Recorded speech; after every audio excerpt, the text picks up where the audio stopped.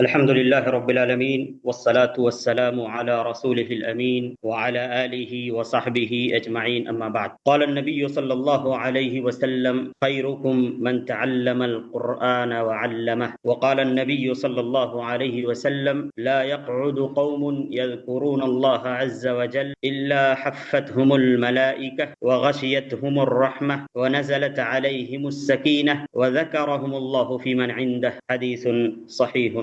آج ہم لوگ سورہ فاتحہ کی مختصر تفسیر پڑھنے والے ہیں۔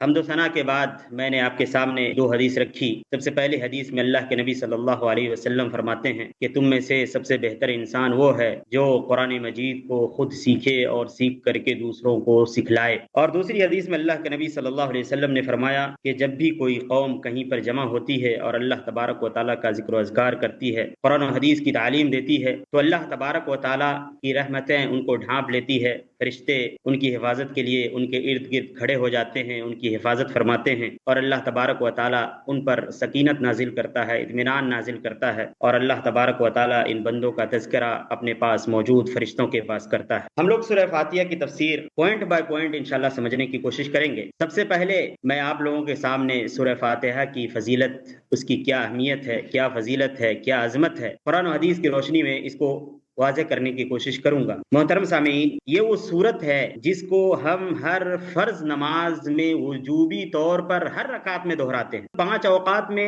17 رکعات ہوتے ہیں اور 17 مرتبہ ہم اس سورہ فاتحہ کو دہراتے ہیں، اور اگر سنن و نوافل کو ملا لیا جائے تو تقریباً 29 سے 30 مرتبہ ہم 24 گھنٹے کے اندر اس سورہ کو دہراتے ہیں۔ اس کی اتنی بڑی اہمیت ہے کہ اللہ کے نبی صلی اللہ علیہ وسلم فرماتے ہیں کہ سورہ فاتحہ کے بنا کوئی بھی نماز نہیں ہوتی ہے۔ حدیث کے الفاظ ہیں، عن عبادہ بن صامت رضی اللہ عنہ قال قال النبی صلی اللہ علیہ وسلم لا صلاة لمن لم يقرأ بفاتحة الكتاب۔ حضرت عبادہ بن صامت رضی اللہ تعالیٰ عنہ حدیث کے راوی ہیں، متفق علیہ روایت ہے، بخاری مسلم کے اندر یہ حدیث موجود ہے۔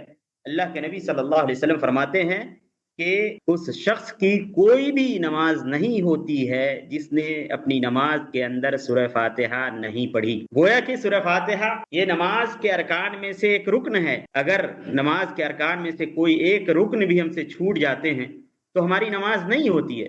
تقریباً 14 ارکان ہیں نماز کے، ان رکنوں میں سے جمہور علماء کے پاس سورہ فاتحہ پڑھنا بھی نماز کے ارکان میں سے ہے۔ یعنی اتنی بڑی اہمیت ہے اس سورت کی کہ اگر کوئی انسان اپنی نماز کے اندر سورہ فاتحہ نہیں پڑھتا ہے تو اس کی نماز نہیں ہوتی ہے۔ تو اس حساب سے ہمیں اندازہ لگانی چاہیے کہ سورہ فاتحہ کی کتنی بڑی اہمیت ہے اور اس کا ہمیں کتنا اہتمام کرنا چاہیے۔ بلکہ دوسری حدیث میں تو اللہ کے نبی صلی اللہ علیہ وسلم فرماتے ہیں کہ من صلی صلاۃ لم یقرأ فیها بفاتحة الکتاب فہی خطاج۔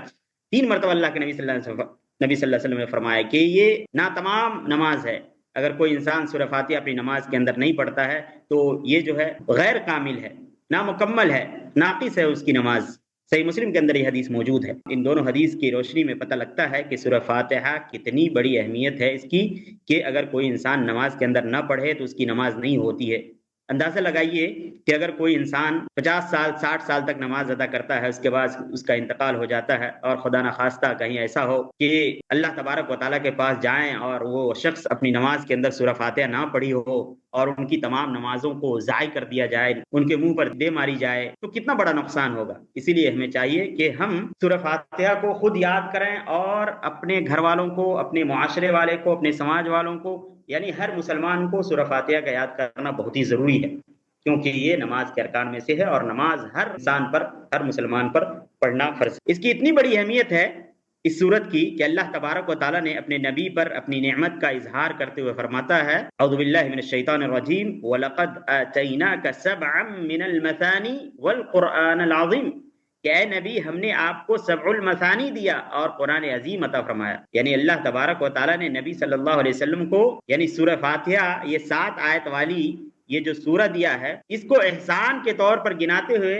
اللہ تبارک و تعالیٰ نے اپنے نبی سے فرمایا کہ اے نبی ہم نے آپ کو 7 المثانی دیا ہے۔ 7 المثانی یعنی 7، یعنی سورہ فاتحہ کے اندر 7 آیتیں ہیں، اور المثانی بار بار دہرائے جانے والی، کیونکہ یہ 7 آیتیں یعنی یہ سورہ فاتحہ ہر نماز کے اندر دہرائی جاتی ہیں، اس لیے اس کو سبع المثانی کہا گیا ہے۔ قرآن مجید کا پورا خلاصہ اس سورہ فاتحہ کے اندر ہے، اور اللہ کے نبی صلی اللہ علیہ وسلم اپنے صحابہ کرام کو سورہ فاتحہ سکھایا کرتے تھے، اور اس سورہ فاتحہ کو سب سے عظیم سورت بتایا ہے اللہ کے نبی صلی اللہ علیہ وسلم نے، جیسا کہ صحیح بخاری کی حدیث میں ہے، حضرت سعید بن معلّہ رضی اللہ عنہ سے روایت ہے، وہ کہتے ہیں کہ نبی اکرم صلی اللہ علیہ وسلم نے مجھ سے فرمایا کہ میں تمہیں مسجد سے نکلنے سے پہلے قرآن مجید کی سب سے عظیم سورت سکھلاؤں گا، سب سے عظیم سورت سکھلاؤں گا۔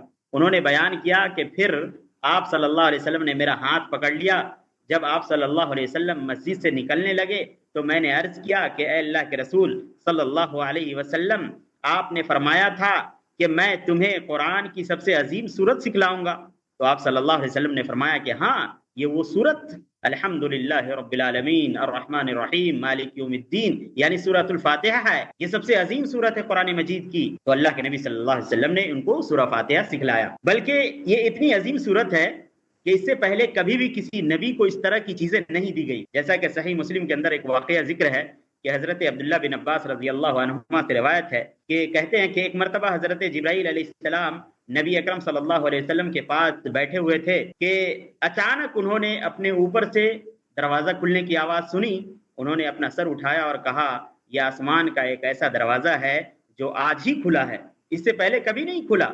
پھر اس دروازے سے ایک فرشتہ اترا، جبرائیل علیہ السلام نے کہا کہ یہ ایک ایسا فرشتہ ہے جو آج سے پہلے کبھی زمین پر نہیں آیا ہے، اس سے پہلے کبھی نہیں اترا ہے زمین پر۔ اس فرشتے نے سلام کیا اور کہا آپ کو 2 ایسے نور کی بشارت دیتا ہوں جو آپ سے پہلے کبھی کسی نبی کو نہیں دیا گیا، وہ کیا ہے؟ ایک سورۃ الفاتحہ اور دوسرا سورہ بقرہ کی آخری آیات سورہ بقرہ کی یعنی آمن الرسول بما انزل الیہ من ربہ والمؤمنون سے لے کر فانصرنا علی القوم الکافرین یعنی سورہ بقرہ کی 285 سے لے کر 286 نمبر آیت تک۔ اسی لیے حدیث میں آتا ہے کہ سورہ بقرہ کی آخری آیت کی فضیلت اتنی بڑی ہے کہ اللہ کے نبی صلی اللہ علیہ وسلم نے فرمایا کہ من قرأ بالآیتین من آخر سورۃ البقرہ فی لیلۃ کفتاہ، کہ اگر کوئی انسان رات میں پڑھ کر کے سو جاتا ہے سورہ بقرہ کی آخری آیات تو یہ آیتیں رات میں ان کی حفاظت کے لیے کافی ہے۔ یہ اتنی عظیم صورت ہے کہ حضرت علی رضی اللہ تعالیٰ عنہ فرماتے ہیں کہ اگر میں چاہوں تو اس کی تفسیر اتنے صفحات پر لکھ دوں کہ 70 اونٹ پر لادنا پڑ جائے، یعنی سورہ فاتحہ اتنی عظیم صورت ہے اور اتنے زیادہ اس کے اندر معنی پائے جاتے ہیں کہ اگر اس کی تفسیر لکھتا چلا جاؤں تو 70 اونٹوں پر ان کتابوں کو لادنی پڑے گی صرف سورہ فاتحہ کی تفسیر کو، یہ اتنی عظیم اور اتنی بڑی صورت ہے۔ تو یہ تو بات ہوئی سورہ فاتحہ کے فضیلت کے بارے میں کہ ان تمام احادیث اور ان تمام آیات سے پتہ لگتا ہے کہ سورہ فاتحہ کی کتنی بڑی اہمیت ہے اور ہمیں سورہ فاتحہ کو کس طرح سے یاد کر لینی چاہیے، ضبط کر لینی چاہیے، اپنے ذہن نشین کر لینی چاہیے۔ سورہ فاتحہ کے کئی سارے نام ہیں، کئی سارے نام، ان ناموں میں ایک نام ہے سورہ فاتحہ، ایک نام ہے فاتحۃ الکتاب۔ فاتحۃ الکتاب چونکہ قرآن مجید اسی سورت سے شروع کی جاتی ہے اسی لیے اس کو فاتحۃ الکتاب کہا جاتا ہے۔ دوسرا نام اس کا ہے ام القرآن، ام القرآن کیونکہ قرآن مجید کے تمام معانی کا احاطہ کر لیتی ہے، گویا کہ یہ خلاصہ قرآن ہے، قرآن مجید کا پورا نچوڑ، پورا خلاصہ صرف ایک سورت 7 آیت کے اندر رکھ دی گئی ہے، صرف سورہ فاتحہ کے اندر۔ اگر کوئی انسان سورہ فاتحہ کو پڑھ لیتا ہے اچھی طریقے سے، سورہ فاتحہ کو اچھی طرح سے سمجھ لیتا ہے تو گویا کہ سمجھیں اس نے پورے قرآن مجید کو سمجھ لیا، پورے قرآن مجید کے موضوعات کو سمجھ لیا۔ اسی طرح سورہ فاتحہ کا ایک نام اور ہے ام الکتاب، ام الکتاب کا بھی وہی معنی ہے جو ام القرآن کا ہے، یعنی یہ پورے قرآن مجید کا خلاصہ ہے۔ سورہ فاتحہ کا ایک اور نام ہے السبع المثانی، جیسا کہ پہلے کی آیت ان چیزوں کا تذکرہ ہو گیا ہے کہ السبع المثانی یعنی 7 آیتیں اور بار بار دہرائے جانے والی، اس کو چونکہ نماز میں بار بار دہرائی جاتی ہے یہ 7 آیتیں، اس لیے اس کو السبع المثانی کہا جاتا ہے۔ اور اس سورت کا نام القرآن العظیم ہے، قرآن العظیم، القرآن العظیم سورہ فاتحہ کا نام ہے، گویا کہ سورہ فاتحہ ہی مکمل قرآن ہے۔ اور ایک نام ہے سورہ فاتحہ کا سورۃ الحمد، چونکہ یہ سورہ فاتحہ الحمدللہ رب العالمین یعنی الحمد سے شروع ہوتا ہے، اللہ کی تعریف سے شروع ہوتا ہے، اس لیے اس کا نام جو ہے سورۃ الحمد رکھا گیا۔ ایک نام سورۃ الفاتحہ کا یہ بھی ہے کہ سورۃ الصلاح، سورۃ الصلاح چونکہ یہ سورت نماز میں بار بار پڑھی جاتی ہے اس لیے اس کا نام سورۃ الصلاح رکھا گیا ہے۔ اسی طرح اس کا نام ہے سورۃ الشافیہ، سورۃ الشافیہ یعنی اگر کوئی انسان سورہ فاتحہ پڑھ کر کے کسی انسان پر دم کر دیتا ہے یا کسی بیماری کے علاج کے لیے اس کو استعمال کرنا چاہتا ہے تو استعمال کر سکتا ہے، کیونکہ یہ شفا ہے، اس کے اندر شفا ہے۔ بلکہ اس کے بارے میں ایک بہت بڑا واقعہ حدیث کے اندر موجود ہے کہ واقعہ یہ ہے کہ حضرت ابو سعید خدری رضی اللہ تعالیٰ عنہ فرماتے ہیں کہ ایک مرتبہ صحابہ کرام کے ساتھ ایک دستہ سفر پر روانہ ہوا. چلتے چلتے وہ عرب کے قبیلے کے پاس سے گزرے اور ان سے مہمان نوازی کی درخواست کی، لیکن انہوں نے مہمان نوازی سے انکار کر دیا. اتفاق سے اسی دوران اس قبیلے کے سردار کو کسی زہریلے جانور نے کاٹ لیا. قبیلے کے لوگوں نے ہر ممکن علاج کیا مگر کوئی فائدہ نہ ہوا. آخر کار وہ لوگ صحابہ کرام کے پاس آئے اور پوچھا کیا تمہارے پاس کوئی ایسا شخص ہے جو دم کر سکے؟ صحابہ کرام نے فرمایا ہاں، لیکن ہم نے تمہارے پاس مہمان نوازی کے لیے کہا تھا تو تم نے انکار کر دیا تھا، اس لیے اب ہم اس وقت تک دم نہیں کریں گے جب تک تم ہمارے لیے کوئی اجرت مقرر نہ کر دو. چنانچہ قبیلے والوں نے ایک ریوڑ، بکریوں کا ایک ریوڑ دینے کا وعدہ کیا.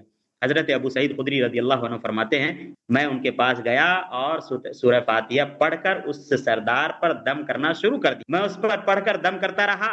تھوڑی ہی دیر میں وہ ایسے تر و تازہ ہو گیا جیسے کہ اسے کوئی بیماری ہوئی ہی نہیں تھی. چلنا پھرنا شروع کر دیا، بالکل تر و تازہ ہو گیا. تو اس واقعے سے، اس حدیث سے یہ پتہ لگا کہ سورۃ الشافیہ اس سورت کا نام کیوں رکھا گیا ہے، کیونکہ اس کے اندر شفا ہے. اگر کوئی انسان اللہ پر یقین کر کے اور بالکل کامل اللہ پر بھروسہ کر کے اگر اس سورت کا استعمال علاج کے لیے، دم کے لیے کرتا ہے تو انشاءاللہ اس کے اندر شفا مکمل طور پہ موجود ہے. تیسرا نقطہ یہ ہے، تیسری چیز سورہ فاتحہ کے بارے میں، کہ یہ سورت مکی ہے یا مدنی ہے، یعنی یہ سورت مدینے میں نازل ہوئی یا مکہ میں نازل ہوئی. تو یہ سورت جو ہے مکی ہے، یعنی مکے میں نازل ہوئی ہے. یہ سورت ہجرت سے پہلے نازل ہوئی ہے. کیا دلیل ہے اس کی؟ اس کی بہت ساری دلیل ہے، لیکن ایک دلیل کافی ہے کہ یہ سورت جو ہے مکے کے اندر نازل ہوئی. وہ دلیل یہ ہے کہ اللہ کے نبی صلی اللہ علیہ وسلم نے کیا فرمایا؟ اللہ کے نبی صلی اللہ علیہ وسلم نے فرمایا کہ سورہ فاتحہ کے بغیر کوئی بھی نماز درست نہیں ہوتی، جیسا کہ پہلے حدیث بیان کیا جا چکا ہے کہ لا صلاۃ لمن لم یقرأ بفاتحۃ الکتاب، کہ اس شخص کی کوئی بھی نماز نہیں ہوتی ہے جس نے سورہ فاتحہ نہیں پڑھی. اور نماز کب فرض کر دی گئی تھی؟ ہجرت سے پہلے. ہجرت سے پہلے نماز کو فرض قرار دے دی گئی، یعنی اسراء اور معراج. اور اسراء معراج کب، یہ واقعہ کب جو ہے پیش آیا؟ یہ واقعہ پیش آیا ہے سن 12 نبوت کو، یعنی نبوت ملنے کے 12 سال بعد، یعنی ہجرت سے قبل نماز کو اسراء اور معراج کے موقع پر فرض قرار کر دیا گیا. تو اس حساب سے معلوم یہ ہوا کہ یہ سورت مکی ہے. اگر ایسا نہ ہوتا تو کوئی بھی نماز نہیں ہوگی، اس طرح فرمانے کی ضرورت نہیں تھی. چوتھی چیز اس سورت کے بارے میں یہ ہے کہ قرآن مجید کا سورۃ الفاتحہ سے آغاز کی کیا مناسبت ہے؟ کیوں سورہ فاتحہ سے قرآن مجید کو شروع کیا گیا ہے؟ کیا مناسبت ہے اس میں؟ تو بتایا گیا کہ سورہ فاتحہ اس میں اجمال ہے، جبکہ اس کے بعد کی تمام سورتیں تفسیر ہے.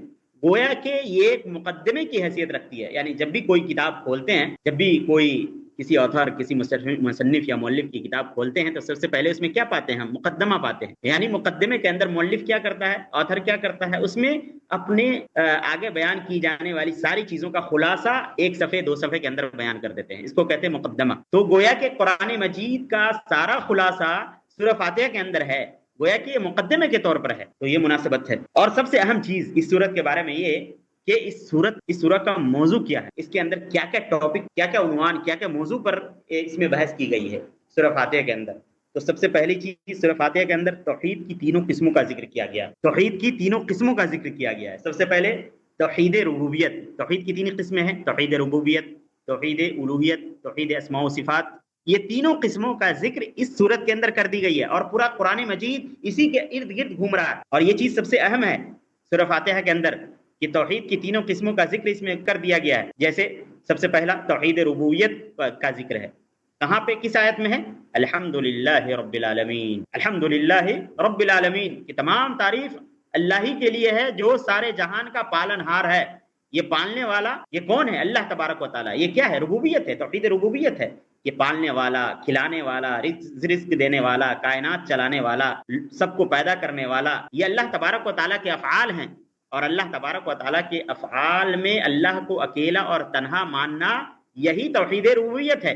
جیسا کہ اللہ نے فرمایا اللہ خالق کل شیء، کہ اللہ تبارک و تعالیٰ ہر چیز کو پیدا کرنے والا ہے. وما من دابۃ فی الارض الا علی اللہ رزقها، کہ زمین پر جتنے بھی چوپائے ہیں سارے کے سارا کا رزق کی ذمہ داری کس کو ہے؟ اللہ تبارک و تعالیٰ کی ہے. اللہ ہی تعالیٰ کھلاتا ہے، پلاتا ہے. اور کفار قریش توحید ربوبیت کو مانتے تھے، جیسا کہ قرآن مجید میں کہا گیا وَلَئِن سَأَلْتَهُمْ مَنْ خَلَقَ السَّمَاوَاتِ وَالْأَرْضِ وَسَخَّرَ الشَّمْسَ وَالْقَمَرَ لَيَقُولُنَّ اللَّهُ، کہ اگر کفار سے پوچھا جاتا کہ آسمان و زمین کو کس نے پیدا کیا، سورج اور چاند کو کس نے مسخر کیا، تو وہ لوگ کہتے کہ اللہ ہی نے. کہ اللہ تعالیٰ نے پیدا کیا. یعنی توحید ربوبیت کو وہ لوگ مانتے تھے لیکن توحید الوہیت کا انکار کرتے تھے. جب عبادت کی بات آتی تو اللہ کے ساتھ کسی اور کو شریک کرتے، اس لیے ان کو مشرک کہا گیا، مخلد فی النار کہا گیا. اسی لیے ہمارے لیے ضروری ہے کہ توحید کے تینوں قسموں پر ایمان رکھا جائے. توحید کی تینوں قسمیں ایسے ہم اپنائیں جیسے کہ اپنانے کا حکم دیا گیا ہے، ورنہ انسان اسلام کے دائرے سے خارج ہو جاتا. یہ تو توحید ربوبیت یعنی الحمدللہ رب العالمین اس آیت کے اندر توحید ربوبیت ہے. دوسری قسم توحید کی توحید اسماء و صفات کا بھی ذکر ہے اس صورت کے اندر، اس چھوٹی سی صورت کے اندر. توحید اسماء و صفات جیسے کون سی آیت میں ہے؟ الرحمن الرحیم. یہ الرحمن اور رحیم یہ اللہ تبارک و تعالیٰ کے نام ہیں، یہ صفاتی نام ہے اللہ تبارک و تعالیٰ کے. یہ اس بات کی دلیل ہے کہ اس صورت کے اندر توحید اسماء و صفات کا ذکر ہے. اور توحید اسماء و صفات کا مفہوم کیا ہے؟ کہ اللہ تعالیٰ کی ذات اقدس کو اس کی صفات میں یکتا اور بے مثال مانا جائے. یعنی اللہ تعالیٰ کے لیے وہی نام اور صفات ثابت کی جائیں جو اس نے اپنے لیے خود ثابت کی ہیں یا اللہ کے رسول صلی اللہ علیہ وسلم نے ثابت کی ہیں، بغیر کسی کیفیت، یعنی بغیر کسی سوال کے، بغیر کسی تحریف کے، بغیر کسی تعطیل کے، بغیر کسی تشبیہ کے، بغیر کسی تمثیل کے. ہمیں جو ہے اللہ تبارک و تعالیٰ کے نام کو جو ہے ثابت کرنی اور ماننا ہے. کوئی بھی تحریف نہیں کرنی ہے، کسی بھی نام کا انکار نہیں کرنی ہے جو ثابت ہے قرآن و حدیث کے اندر. انسانوں کے ساتھ اس کے نام کو تشبیہ نہیں دینی ہے، تمثیل نہیں دینی ہے، کیونکہ اللہ تبارک و تعالیٰ کیا ہے؟ لیس کمثلہ شیء. اللہ تبارک و تعالیٰ کے جیسا کوئی نہیں ہے، وہ سب سے اعلیٰ ہے، سب سے ارفع ہے. اور اللہ تبارک و تعالیٰ کے اسماء و صفات بہت سارے جو ہے قرآن مجید میں ذکر ہے، جیسا کہ اللہ تعالیٰ نے فرمایا واللہ الذی لا الہ الا هو الملک القدوس السلام المؤمن المہیمن العزیز الجبار المتکبر. یہ سب کے سب کیا اللہ تبارک و تعالیٰ کے اسماء و صفات ہیں، اللہ تبارک و تعالیٰ کے صفاتی نام ہیں. اور تیسری قسم توحید کی توحید الوہیت کا بھی ذکر ہے اس صورت کے اندر. کیا دلیل ہے؟ ایاک نعبد و ایاک نستعین، کہ اے اللہ ہم تیری ہی عبادت کرتے ہیں اور تجھ سے ہی مدد چاہتے ہیں. یہ کیا ہے؟ توحید الوہیت ہے. یعنی ہم عبادت کس کی کریں گے؟ صرف تیری ہی کریں گے، تیرے علاوہ کسی کو شریک نہیں کریں گے، تیرے علاوہ ہم کسی کی عبادت نہیں کریں گے اور نہ ہی کسی سے ہم کوئی مدد لیں. تو یہ توحید الوہیت ہے. اور توحید الوہیت ہی کو توحید عبادت بھی کہتے ہیں. اس کا مفہوم یہ ہے کہ اللہ تعالیٰ کو اس کی عبادت یعنی نماز، دعا، نذر، نیاز، محبت، خوف، رجا، اس سب میں اللہ تبارک کو تنہا اور یکتا ماننا، یعنی عبادت صرف اللہ کے لیے خاص کرنا، یہ توحید الوہیت ہے. اس میں کسی کو شریک نہیں کرنا ہے. توحید الوہیت کے لیے ہی تمام انبیاء کرام کا نزول کیا گیا، تمام انبیاء کرام جو زمین پر بھیجا گیا یہ توحید الوہیت کی اصلاحی کے لیے. یعنی توحید ربوبیت کا اقرار تو سب لوگ کرتے تھے کہ ہاں اللہ ہی نے پیدا کیا، آسمان کو اللہ ہی نے پیدا کیا، زمین کو اللہ ہی نے پیدا کیا، ان کے درمیان تمام چیزوں کو اللہ ہی نے پیدا کیا. لیکن جب عبادت کی بات آتی تھی تو لوگ شریک کرنے لگتے تھے، لوگوں کو مقرب بنانے لگتے تھے، اللہ کے پاس سفارشی بنانے لگتے تھے، مردے کو جو ہے پوجنے لگتے تھے، ان کی عبادت کرنے لگتے تھے، ان کو سفارشی اللہ کے سامنے بنانے کی کوشش کرتے تھے. یہ سب کیا ہے؟ شرک ہے. اسی لیے اللہ تعالیٰ نے کیا فرمایا؟ وَلَقَدْ بَعَثْنَا فِي كُلِّ أُمَّةٍ رَسُولًا أَنِ اعْبُدُوا اللَّهَ وَاجْتَنِبُوا الطَّاغُوتَ، کہ ہم نے تمام رسول کو صرف اسی مقصد کے لیے بھیجا کہ لوگوں کو جو ہے صرف و صرف اللہ کی عبادت کرنی چاہیے اور طاغوت سے اجتناب کرنی چاہیے، تاکہ لوگ جہنم سے بچ کر جنت کو حاصل کر سکے، دائمی عذاب سے دور رہ سکے. کیونکہ اللہ کے سوا کسی اور کی عبادت شرک ہے اور شرک کا انجام دائمی جہنم ہے. اسی لیے اللہ نے فرمایا ان اللہ لا یغفر ان یشرک بہ ویغفر ما دون ذلک لمن یشاء، کہ اللہ تبارک و تعالیٰ شرک کو کبھی بھی معاف نہیں کرے گا. اگر کوئی انسان دنیا کے اندر شرک کرتا ہے، چاہے اس کا نام محمد ہو یا جو ہے کوئی بھی مسلمانی نام ہو، لیکن اگر وہ شرک کر رہا ہے تو اس کا انجام ان کافروں کے ساتھ ہوگا جن کا انجام دائمی جہنم ہوگا، کبھی بھی جہنم سے نہیں گے اگر بنا توبہ استغفار کے مر جاتا ہے تو. اسی لیے اللہ تعالیٰ نے نبیوں سے مخاطب ہو کر کہا لئن اشرکت لیحبطن عملک، اے انبیاء کرام، اے نبی، اگر آپ بھی شرک کریں گے تو آپ کے بھی اعمال ضائع کر دیے جائیں گے اور اس کا کوئی مددگار نہیں. اور اس صورت کا موضوع ایک یہ بھی ہے کہ قیامت کا ذکر کیا گیا اس کے اندر. کیا دلیل؟ مالک یوم الدین، کہ اللہ تبارک و تعالیٰ کیا ہے؟ مالک ہے. کس دن کا؟ قیامت کے دن کا. یوم الدین قیامت کے ناموں میں سے ایک نام ہے یوم الدین، یعنی قیامت کے دن کا مالک اللہ تبارک و تعالیٰ ہے. ایسے تو اللہ تبارک و تعالیٰ ہر وقت کا مالک ہے، ہر چیز کا مالک ہے، لیکن قیامت کے دن خصوصی طور پر کسی کے ہاتھ میں کچھ بھی نہیں ہوگا، کوئی بھی اختیار نہیں ہوگا، چھوٹا سے لے کے بڑا تک کوئی اختیار نہیں. اور یہ قیامت پر ایمان رکھنا یہ ارکان ایمان میں سے ہے. ان تؤمن باللہ وملائکتہ ورسلہ والیوم الآخر من بالقدر خیرہ وشرہ. حدیث جبریل کے اندر موجود ہے ارکان ایمان. ارکان ایمان 6 ہیں، ان میں سے ایک یہ بھی ہے کہ انسان قیامت کے دن پر ایمان رکھے کہ قیامت کا دن واقع ہو کر کے رہے گا. اور 5واں موضوع اس کے اندر یہ ہے کہ اخلاص. چوتھا موضوع کیا ہے اس کے اندر؟ اخلاص. اخلاص یعنی اللہ تعالیٰ کی جب ہم عبادت کریں گے تو خالص اللہ کے لیے کریں گے، اس کے ساتھ کسی کو شریک نہیں کریں گے. اس کو کہتے ہیں اخلاص. کسی ریاکاری، لوگوں کو دکھانے کے لیے نہیں، بلکہ صرف و صرف اللہ کو خوش کرنے کے لیے ہی عبادت کرنی ہے. عبادت میں کسی کو شریک نہیں کرنی ہے. کیا دلیل ہے اس کی؟ یہ آیت کے اندر یہ معنی پایا جاتا ہے ایاک نعبد و ایاک نستعین، کہ ہم تیری ہی عبادت کرتے ہیں اور تجھ سے ہی مدد چاہتے ہیں. یعنی اخلاص ہے. اور اخلاص عمل کی قبولیت کے شرائط میں سے ہے. عمل کی قبولیت کے دو شرطیں ہیں. ایک یہ کہ جو بھی ہم نیک عمل کر رہے ہیں وہ نبی صلی اللہ علیہ وسلم کے بتائے ہوئے طریقے پر ہونی چاہیے، اور دوسرا اس کے اندر اخلاص ہونی چاہیے. لوگوں کے دکھانے کے لیے نہیں ہونی چاہیے، بلکہ اللہ کی خوشنودی اور اس کی رضا کے لیے ہونی چاہیے. اگر کوئی انسان کوئی عمل کرتا ہے لیکن اس میں اللہ کی رضا شامل نہیں ہے تو اس کے اعمال کو قیامت کے دن اس کے منہ پر مار دیا جائے گا اور اس کا کوئی بھی بدلہ نہیں دیا جائے گا. اور پانچواں موضوع اس 7 آیتوں کے اندر جو ہے سورہ فاتحہ کے اندر، وہ یہ ہے کہ انسانوں کی 3 قسموں کا ذکر ہے. 3 قسموں کا ذکر ہے. انسان کی 3 قسمیں ہیں. ایک ہے غاوی. غاوی کس کو کہتے ہیں؟ جس کو مغضوب علیہ کہا گیا ہے قرآن مجید میں، غیر المغضوب علیہم ولا الضالین. غیر المغضوب، المغضوب علیہ کون ہے؟ یہ یہود لوگ ہیں جو لوگ حق کا علم رکھتے تھے لیکن عمل نہیں کرتے تھے. ایسے لوگوں کو قرآن مجید نے مغضوب علیہ کہا ہے. یہ لوگ یہودی لوگ جو علم تو رکھتے تھے کتاب کا لیکن عمل نہیں کرتے تھے. یہ بہت بڑا جرم ہے بھائیوں، کہ اگر کسی انسان کے پاس علم پہنچ گیا، حق پہنچ گیا، لیکن انہوں نے حق کو چھپا لیا اور حق کو جانتے ہوئے اس پر عمل نہیں کیا. یا کوئی بھی ایسا عالم جو علم رکھتا ہے لیکن عمل نہیں کرتا ہے، یا کوئی بھی ایسا اسٹوڈنٹ یا کوئی بھی ایسے طالب علم جو علم کو حاصل کرتے ہیں لیکن عمل نہیں کرتے ہیں، یہ بہت بڑا جرم ہے. یہ مجرم ہے ایسے لوگ جو علم کے ساتھ علم تو حاصل کر لیتے ہیں لیکن اس پر عمل نہیں کرتے ہیں. ایسی لوگوں کو مغضوب علیہ کہا گیا. اس سے یہ مت سمجھیں کہ صرف یہودی لوگ مراد ہے، نہیں، ہر وہ شخص مراد ہے جو علم رکھتا ہے، حق کو جانتا ہے لیکن حق کو چھپاتا ہے اور حق پر عمل نہیں کرتا ہے. ایسے لوگوں کو مغضوب علیہ کہا گیا ہے. ایسے لوگ غاوی ہیں. اور دوسری قسم انسان کی اس صورت کے اندر بیان کی گئی، ضال ولا الضالین، گمراہ لوگ. یہ کون لوگ ہیں؟ نصارہ لوگ، جو علم کے بغیر ہی عمل کرنے لگتے. یعنی تحقیق نہیں کرنی ہے کہ کیا صحیح ہے کیا غلط ہے، بس عمل کرنی ہے. نہیں میرے بھائیوں، پہلے جان لیں کہ صحیح چیز کیا ہے. فَاعْلَمْ أَنَّهُ لَا إِلَهَ إِلَّا اللَّهُ، اللہ کے بارے میں جانیں کہ اللہ تعالیٰ کیا ہے، کیا ہم سے مطالبہ کرتا ہے، کیا صحیح ہے کیا غلط ہے، عبادت کا کیا طریقہ ہے، قرآن حدیث میں کیا بیان ہے. ان چیزوں کو علم کے بغیر عمل کرنے والے کو ضال کہتے ہیں، گمراہ کہتے ہیں. یہ نصارہ لوگ جو ہے علم نہیں رکھتے ہیں لیکن عمل کرتے ہیں، تو علم کے بغیر عمل کرتے ہیں. آج بھی ہم اپنے معاشرے میں مسلمان لوگوں کو دیکھتے ہیں کہ علم کے بغیر ہی عمل کرتے ہیں، یا علم ہے ان کے پاس لیکن چھپا لیتے ہیں. ایسے لوگوں کو ضال کہتے ہیں. اور تیسرے قسم کا ذکر اس صورت کے اندر ہے، سورہ فاتحہ کے اندر، وہ ہے راشد، منعم علیہ، جس کو کہا گیا الذی انعمت علیہم. یہ منعم علیہ لوگ کون لوگ ہیں؟ یہ لوگ جو ہے صدیقین ہیں، شہداء ہیں، صالحین ہیں، جو علم کے ساتھ عمل کرتے ہیں. یعنی علم بھی رکھتے ہیں حق کا اور عمل بھی کرتے ہیں دونوں. اور یہی لوگ کامیاب ہے، یہی منعم علیہ ہے.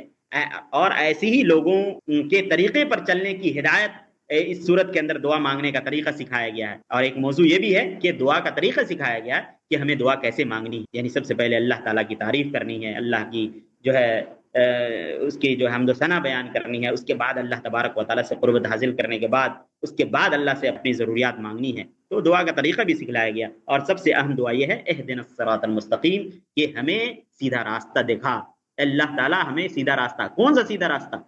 جس پر تو نے انعام کیا ہے، الذی انعمت علیہم، جن پر تو نے انعام کیا ہے. اور یہ منعم علیہ لوگ کون ہیں؟ یہی لوگ راشد ہیں، یہی لوگ ہدایت یافتہ ہیں، جو صدیقین ہیں، شہداء ہیں، صالحین ہیں، جو لوگ حق کا علم رکھتے ہیں اور حق کا علم رکھنے کے ساتھ ساتھ تب جا کر کے اس پہ عمل کرتے ہیں. تو یہ جو ہے سورہ فاتحہ کے چند جو ہے موضوعات اور چند چیزیں، چند نکات آپ کے سامنے رکھی گئی ہیں. اور ویسے تو بہت ساری چیزیں ہیں لیکن وقت کم ہے، تو اس کے بعد سورت کو شروع کرتے ہیں. سب سے پہلے شروع کیا گیا اعوذ باللہ من الشیطان الرجیم. یعنی جب بھی ہم قرآن مجید کی تلاوت کرتے ہیں تو سنت یہ ہے کہ ہم قرآن مجید کے پڑھنے سے پہلے اعوذ باللہ من الشیطان الرجیم یہ پڑھ لیا کریں، کیونکہ اللہ تبارک و تعالیٰ نے قرآن مجید میں فرمایا فَإِذَا قَرَأْتَ الْقُرْآنَ فَاسْتَعِذْ بِاللَّهِ مِنَ الشَّيْطَانِ الرَّجِيمِ، کہ جب قرآن پڑھنے لگو تو شیطان مردود سے پناہ مانگو اللہ تعالیٰ کی. کہ اللہ تبارک و تعالیٰ ہمیں شیطان مردود سے، میں ان کے شر سے پناہ چاہتا ہوں. اور کس کی پناہ چاہتا ہوں؟ اللہ تعالیٰ کی پناہ چاہتا ہوں. پناہ کس کی پناہ میں آنا ہے؟ اللہ تعالیٰ کی پناہ میں آنا ہے. تو یہ اعوذ باللہ من الشیطان الرجیم یہ پڑھنا مستحب ہے، یعنی سنت ہے. قرآن مجید کو شروع کرنے سے پہلے پڑھنی چاہیے تاکہ دین و دنیا کے معاملات میں شیطان ہمیں گمراہ نہ کر سکے. یعنی جب بھی انسان کوئی نیک کام کرتا ہے تو زیادہ تر شیطان اس پر حملہ کرتا ہے۔ جب بھی ہم نماز میں کھڑے ہوتے ہیں تو ہمیں سستی آتی ہے، ادھر ادھر کے خیالات آتے ہیں۔ جب بھی ہم کوئی نیک کام کرتے ہیں تو ہمیں سستی آتی ہے، نیند آتی ہے۔ جب بھی ہم نیک کام کرنے لگتے ہیں تو شیطان آڑے آ جاتا ہے، اور سب سے زیادہ حملہ شیطان یہیں پر کرتا ہے۔ اسی لیے اللہ تبارک و تعالیٰ نے سکھلایا ہے کہ جب بھی قرآن مجید کی تلاوت کرو تو اس وقت جو ہے شیطان مردود سے جو ہے اللہ تعالیٰ کی ان کے شر سے پناہ مانگو، جیسا کہ قرآن مجید میں کہا گیا ہے۔ اور اس کے اندر اللہ تعالیٰ سے اس طرح پناہ مانگنا ایک طرح اللہ کے سامنے اس کی ربوبیت کا اقرار بھی کرنا ہے کہ پناہ دینے والا کہ یا اللہ تیرے علاوہ کوئی نہیں ہے۔ یعنی ہم اللہ تبارک و تعالیٰ کو رب مانتے ہوئے یہ اظہار کرتے ہیں، ربوبیت کا اظہار کرتے ہیں کہ اللہ تیرے علاوہ کوئی پناہ نہیں دے سکتا، اسی لیے تو ہی پناہ دے۔ ان شیطانوں سے کون بچا سکتا ہے؟ اللہ کے علاوہ اللہ ہی بچا سکتا ہے۔ تو اللہ کی ذات ہے، وہی اس کی طاقت رکھتا ہے۔ اور بندے کی اپنی عاجزی اور کمزوری کا اظہار بھی ہے اس اعوذ باللہ من الشیطان الرجیم کے اندر، کہ بندہ اپنی عاجزی اور کمزوری کا اظہار کرتا ہے کہ اللہ سے اوپر کوئی بھی انسان نہیں ہو سکتا، نعوذ باللہ کوئی بھی نہیں ہو سکتا۔ انسان عاجز ہے، کمزور ہے، اسی لیے وہ اپنے آپ کو اللہ کی پناہ میں دینا چاہتا ہے اور اللہ کی قربت حاصل کرنا چاہتا ہے۔ یہ اور اللہ کی قربت پانے کے لیے عاجزی اور انکساری بالکل ضروری ہے۔ اس کے بعد بسم اللہ الرحمن الرحیم، بسم اللہ الرحمن الرحیم، یہ بسم اللہ یعنی میں اللہ کے نام سے پڑھتا ہوں جو رحمان اور رحیم ہے، جو بہت رحم کرنے والا ہے۔ اور اللہ کے تمام ناموں میں سب سے زیادہ معروف کیا ہے؟ اللہ کا نام ہے، اللہ۔ یہ اس میں ذوالجلال جو ہے یہ سب سے زیادہ معروف نام ہے اللہ تبارک و تعالیٰ کے ناموں میں، یعنی سب سے زیادہ اوپر ہے۔ تو اللہ تعالیٰ کے تمام ناموں میں سب سے زیادہ معروف نام اللہ ہے، جو معبود برحق کا نام ہے، جس کے سوا کسی کی عبادت نہیں کی جا سکتی۔ اور الرحمن اور الرحیم یہ بھی اللہ کے ناموں میں سے ہے جو اس کی بے شمار رحمت پر دلالت کرتا ہے۔ اور الرحمن یہ مبالغہ ہے، یعنی بہت زیادہ رحم کرنے والا۔ اور یہ رحم سب کے لیے عام ہے، چاہے بندہ مومن ہو یا غیر مومن ہو، سب پر رحم کرنے کے لیے اللہ تبارک و تعالیٰ اپنے لیے الرحمن کا استعمال کرتا ہے۔ اور الرحیم یہ رحم صرف مومنوں کے لیے خاص ہے، دنیا میں ہدایت کی صورت میں اور آخرت میں جنت کی صورت میں صرف مومنوں کو حاصل ہوگی۔ تو الرحمن میں مومن اور غیر مومن دونوں شامل ہے، اور الرحیم میں صرف مومنین شامل ہے، جس کو دنیا کے اندر اس کا فائدہ ملتا ہے اور آخرت کے اندر بھی اس کو فائدہ ملے گا۔ اور ایک اب بات اس کے اندر یہ بھی ہے کہ کیا بسم اللہ الرحمن الرحیم سورہ فاتحہ کا حصہ ہے یا مستقل آیت ہے؟ اس کے اندر اختلاف ہے۔ بعض نے کہا کہ یہ مستقل آیت ہے، سورہ کا حصہ نہیں ہے، اور یہی زیادہ قوی قول ہے، یہی زیادہ راجح قول ہے، کیونکہ حدیث قدسی میں جو عبارت منقول ہے وہ کیا ہے؟ وہ الحمدللہ سے شروع ہے، جیسا کہ حدیث کے اندر ہے اذا قال العبد الحمدللہ رب العالمین قال اللہ حمدنی عبدی۔ حدیث قدسی کے اندر کیا ہے کہ جب انسان سورہ فاتحہ کی تلاوت کرتا ہے تو جب کہتا ہے الحمدللہ رب العالمین تو اللہ تبارک و تعالیٰ اپنے فرشتوں سے کہتا ہے کہ میرے بندے نے میری تعریف کی۔ تو اس کے اندر الحمدللہ رب العالمین سے شروع ہے، نہ کہ بسم اللہ الرحمن الرحیم الحمدللہ رب العالمین، اس طرح سے شروع نہیں ہے۔ تو اس حدیث سے بھی پتہ چلتا ہے کہ بسم اللہ الرحمن الرحیم یہ سورہ فاتحہ کا حصہ نہیں ہے، بلکہ یہ ایک مستقل آیت ہے۔ اس کے بعد ہم سورہ فاتحہ کا ترجمہ جو ہے، کیونکہ چونکہ وقت زیادہ ہو رہا ہے اس لیے سورہ فاتحہ کا ترجمہ ہم لوگ کر لیتے ہیں۔ اعوذ باللہ من الشیطان الرجیم، بسم اللہ الرحمن الرحیم، الحمدللہ رب العالمین۔ الحمدللہ تمام تعریف اللہ تعالیٰ کے لیے ہے۔ رب العالمین یعنی جو دونوں جہان کا رب ہے، دونوں جہان کا پالن ہار ہے۔ الحمدللہ رب العالمین تمام تعریفیں اللہ تعالیٰ کے لیے ہے جو دونوں جہان کا پالن ہار ہے۔ دونوں جہان کا پالن ہار کون ہے؟ چاہے دنیا کا ہو چاہے آخرت کو، سب کو پالنے والا، سب کو رزق دینے والا، تمام معاملات چلانے والا، سب کا مالک اللہ تبارک و تعالیٰ ہے۔ الرحمن الرحیم جو بہت زیادہ رحم کرنے والا ہے اور رحم کرنے والا ہے۔ اور دونوں کا فرق اس سے پہلے بتایا گیا کہ الرحمن میں مومن اور غیر مومن دونوں شامل ہے، یعنی اللہ تبارک و تعالیٰ ایسا نہیں ہے کہ صرف مومنوں پر رحم کرتا ہے اور غیر مومن پر رحم نہیں کرتا، یعنی اللہ تبارک و تعالیٰ دونوں پر رحم کرتا ہے۔ اللہ تبارک و تعالیٰ مسلمانوں کو بھی رزق دیتا ہے، اللہ تعالیٰ کافروں کو بھی رزق دیتا ہے۔ تو کیا ہے یہ رحم ہے؟ یہ رحم کیا ہے؟ یہ الرحمن میں یہ دونوں چیزیں شامل ہے، مومن اور غیر مومن۔ اور الرحیم میں صرف مومنین شامل ہے، جن کو اللہ تبارک و تعالیٰ نے دنیا کے اندر ہدایت دی اور آخرت کے اندر اس کے بدلے اس کو جنت عطا کرے گا۔ مالک یوم الدین، اللہ تبارک و تعالیٰ قیامت کے دن کا مالک ہے۔ یوں تو اللہ تبارک و تعالیٰ ہر وقت کا مالک ہے، لیکن قیامت کے دن جب سب کے اندر سے جو چھوٹی موٹی اختیاریں ہیں سب ختم ہو جائے گی، اس وقت اللہ کے علاوہ کوئی بھی کسی کو نظر نہیں آئے گا۔ یعنی اللہ تبارک و تعالیٰ قیامت کے دن کا مالک ہے، وہ قیامت قائم کرے گا، اور قیامت قائم ہوگی، جو اچھا عمل کیے ہوں گے اللہ تبارک و تعالیٰ اسے جنت دے گا، جو برا عمل کیا ہوگا اللہ تبارک و تعالیٰ اسے جہنم عطا۔ اس کے بعد فرمایا ایاک نعبد و ایاک نستعین۔ تعریف کرنے کے بعد، اللہ تبارک و تعالیٰ کی تعریف کرنے کے بعد اب فوراً التفات ہو جاتا ہے، التفات مخاطب کی طرف، ایاک نعبد، کہ ہم تیری ہی عبادت کرتے ہیں، و ایاک نستعین، اور ہم تجھ سے ہی مدد چاہتے ہیں، تیری ہی عبادت کرتے ہیں اور تجھ سے ہی مدد چاہتے ہیں۔ یہ کیا ہے؟ توحید الوہیت ہے۔ اہدنا الصراط المستقیم، اہدنا، ہمیں ہدایت دے، الصراط المستقیم، سیدھے راستے کی۔ اللہ تبارک و تعالیٰ نے ہمیں یہ دعا سکھائی، اور انسان جو نماز پڑھتا ہے تو سوچئے کہ بھر دن میں کتنے مرتبہ اللہ تبارک و تعالیٰ سے ہدایت کی دعا مانگتا ہے۔ اہدنا الصراط المستقیم، ہمیں سیدھے راستے کی ہدایت عطا فرما۔ اور سیدھا راستہ کون سا؟ صراط الذین انعمت علیہم، جن پر تو نے انعام کیا ہے، اور اس کی تشریح کر دی گئی ہے کہ جن پر انعام کیا ہے، منعم علیہ لوگ کون ہیں؟ وہ لوگ راشد ہیں، جو حق کا علم رکھتے ہیں اور حق کے علم رکھنے کے بعد عمل بھی کرتے ہیں، وہ لوگ صدیقین، شہداء، صالحین، اور جو بھی لوگ اس کے بعد آئیں گے اور جو لوگ نیک عمل کریں گے حق کے ساتھ، تو وہ لوگ مراد ہیں۔ غیر المغضوب علیہم ولا الضالین، ان لوگوں کے راستے پر نہ چلا جن پر اللہ تبارک و تعالیٰ غصہ ہوا اور جو لوگ گمراہ ہوئے۔ کون لوگ؟ اس کی بھی تشریح کر دی گئی۔ المغضوب علیہ سے مراد یہودی لوگ ہیں جو حق کا علم رکھتے تھے لیکن عمل نہیں کرتے تھے، اور الضالین سے مراد نصارہ لوگ ہیں جو علم نہیں رکھتے تھے لیکن عمل کرتے تھے۔ تو ایسے لوگ جو ہے گمراہ ہو گئے۔ تو ایسے لوگوں کے راستے پر نہ چلا، بلکہ ایسے لوگوں کے راستے پر چلا جو لوگ منعم علیہ ہے، جو لوگ راشد ہیں، جو لوگ حق کا علم رکھنے کے ساتھ ساتھ عمل کرتے ہیں، ایسے لوگوں کے راستے پر چلا۔ وصلی اللہ علی آلہ وصحبہ واجمعین۔ السلام علیکم ورحمۃ اللہ وبرکاتہ۔